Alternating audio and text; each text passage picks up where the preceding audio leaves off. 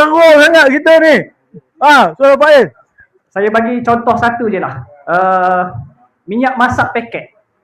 Ada masalah tak kat sini? Selepas ECOS ada, pernah tak kat sini yang terputus bekalan minyak masak paket? Kan?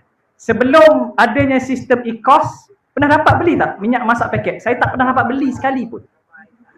Pergi kedai, habis. Pergi pasar raya, habis. Tapi tahu tak, masa habis tu, perbelanjaan kerajaan ada atau tidak untuk bagi subsidi? Ada. So duit tu pergi mana? Kat mana minyak masak paket tu? Dekat Thailand. Ada orang mengambil kesempatan menyeruduk keluar. So kerajaan ini naik, ni bukan tentang parti politik, tentang apa, bukan. Ni tentang rakyat. Naiknya kerajaan perpaduan, dia buat sistem ECOS. Bila sistem ECOS, saya tak pernah terputus bekalan minyak masak paket. Ada kan? Semua orang ada kan? So Alhamdulillah, itu satu benda yang baik, yang perlu dipuji. Contoh, harga ayam. Pernah ingat tak, masa zaman sebelum ni, menjelang raya, ayam sama ada mahal ataupun tidak ada bekalan. Tapi sejak perpaduan naik, masa nak raya, ayam cukup. Harga stabil. Sekarang berapa harga ayam? Lebih kurang RM7, RM8 sekilo. Dia naik turun. Sebelum ni, semasa menjelang hari raya, dia boleh naik setinggi RM10 sekilo, RM12 sekilo. Semasa RM12, RM10, kita belanja bersubsidi atau tidak? Belanja, 3 bilion. Sekarang ada subsidi ayam tak? Jimat 3 bilion, harga turun. Belanja 3 bilion, harga naik. Yang mana ekonomi yang lebih baik sebenarnya? Takkan tak boleh nak fikir. Soalan simple saja. Sebab tu saya bukan apa. Kenapa orang kata, Faiz, kau ni suka debat ke? Saya bukan seorang pendebat. Saya dekat sekolah tu, saya pendiam.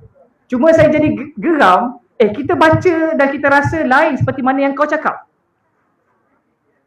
Ingat tak masa diumumkan subsidi ayam akan ditarik, dia orang punya bising seolah-olah harga akan melambung.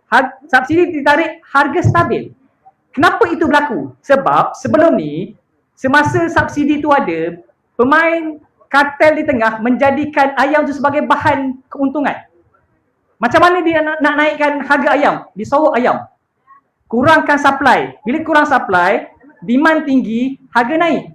Bila harga naik, dia demand kepada kerajaan, kau bagi subsidi, aku turunkan.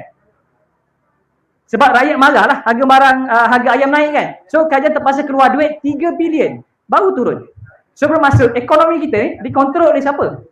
Rakyat, kerajaan, kartel. Sebab tu perpaduan naik, benda pertama dia buat, dia cari siapa kartel, denda ratusan juta. Dia buat, ceritanya kalau supply tinggi, harga akan turun. Macam mana nak meningkatkan supply? Cari penternak di bawah, bagi grant, bagi pinjaman supaya lebih banyak supply berlaku. Bila supply, bukan seorang pegang, ramai pegang, menyebabkan bukan lambakan, supply itu cukup, harga jadi stabil. Tanpa pembaziran 3 bilion, itulah kebijakan. Kalau saya nak relatekan dengan pergerakan korupsi, indeks rasuah, yang itulah yang dia orang takkan dapat jawab. Semasa kau jadi pemerintah, indeks rasuah jatuh, harga ayam mahal, duit subsidi dihabiskan macam tu je, minyak tak ada, dekat Thailand ada. Banyak masalah. Naik perpaduan, indeks rasuah semakin baik. Dijimatkan 3 bilion. Harga ayam stabil. Harga minyak masak, paket ada, sentiasa ada. Bermaksud yang mana cakap, yang mana tak cakap. Yang ni yang mereka tak berani berhadapan. Yang ni orang macam Akmal Saleh, apa strategi dia? Bermain naratif. Mengapi-apikan kita. Dia bermain politik apa? Politik perkauman. Itu makanan dia. Tapi kalau politik pengurusan, dia fail. Dia takkan dapat jawab. Mungkin saya selalu cabar Syed Jalil, mungkin saya cabar Akmal Saleh pula. Mari Akmal Saleh, kita bercakap pasal ekonomi.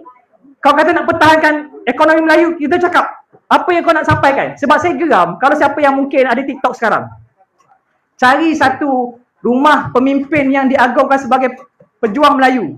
Rumah dia macam hospital mini, besar macam hospital. Saya bagi hint, PMX sengaja pergi melawat untuk ada angle tu. Dan dia terpaksa tutup komen. Sebab orang menyerang sebab apa? Kau kata pejuang Melayu, rumah kau sebesar hospital. Tahu kan kalau ada siapa dapat hint lah. Nanti saya akan bagi tahu siapa. Sebab orang macam ni yang kita kena lawan. Dia pejuang Melayu kat mulut. Tapi sebenarnya bukan pejuang Melayu, pejuang poket. Yang ni yang rakyat kena faham, politik bukan tentang kita bergaduh, bukan tentang kita mencaci, menghina, bukan tentang memisahkan kaum. Dia tentang pengurusan. Semakin baik pengurusan, semakin baik negara kita, semakin baik rakyat. Semakin baik pengurusan, ketirisan dikawal, akhirnya kembali kepada rakyat. Contoh, pendidikan percuma dah bermula tetapi untuk mereka yang miskin tegak ikasih. Siapa yang dalam kalangan miskin tegak ikasih dapat pendidikan percuma daripada kecil sampai universiti. Sebab itu kemampuan negara sekarang. Nak lebih besar, kurangkan ketirisan, pastikan ekonomi dibelanjakan dengan baik, berkembang, kita boleh beri lebih banyak lagi. So saya yakin PMX ada kemampuan untuk memperbaiki ekonomi berdasarkan data fakta sekarang. Cuma, ya saya faham, masyarakat ni dia ada banyak keinginan. Saya paling mudah, saya suka buat perbandingan macam ni. Ekonomi negara versus ekonomi rakyat. Kadang-kadang masyarakat dia suka bercakap tentang ekonomi diri sendiri. Dia tak nak fikir pasal ekonomi negara. Dia nak kalau boleh semua barang turun mendadak, harga gaji tinggi melampau, realistik. So macam mana yang saya nak bagi rakyat faham, fikir macam ni je.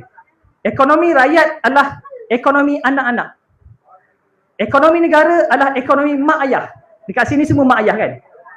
Adakah kalau anak nak macam-macam kita akan bagi? Ataupun kita kawal? Kawal berdasarkan keadaan.